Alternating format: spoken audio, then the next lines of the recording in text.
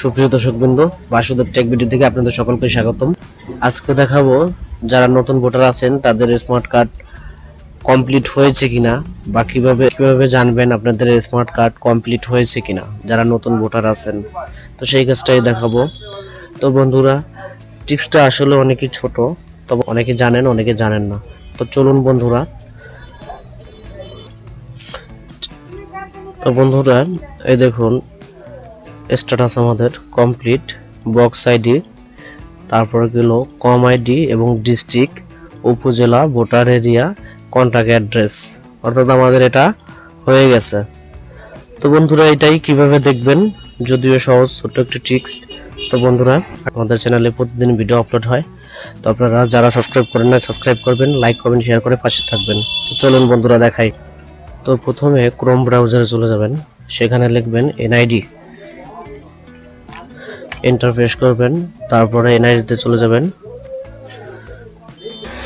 এরপর আপনারা চলে যাবেন স্মার্ট কার্ড স্ট্যাটাস। তো আমি গেলাম।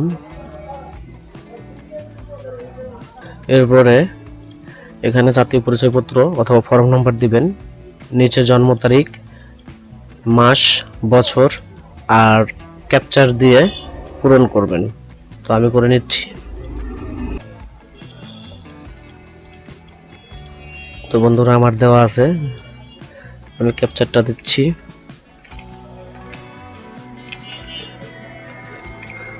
এরপর সাবমিট বাটনে ক্লিক করবেন।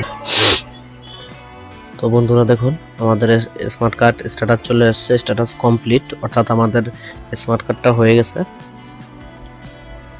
এখানে আমাদের বক্স আইডি, কম আইডি, জেলা, উপজেলা এবং ভোটার এরিয়া এবং আমরা যে কন্ট্যাক্ট অ্যাড্রেসটা দিয়েছিলাম সেগুলো শো করতেছে।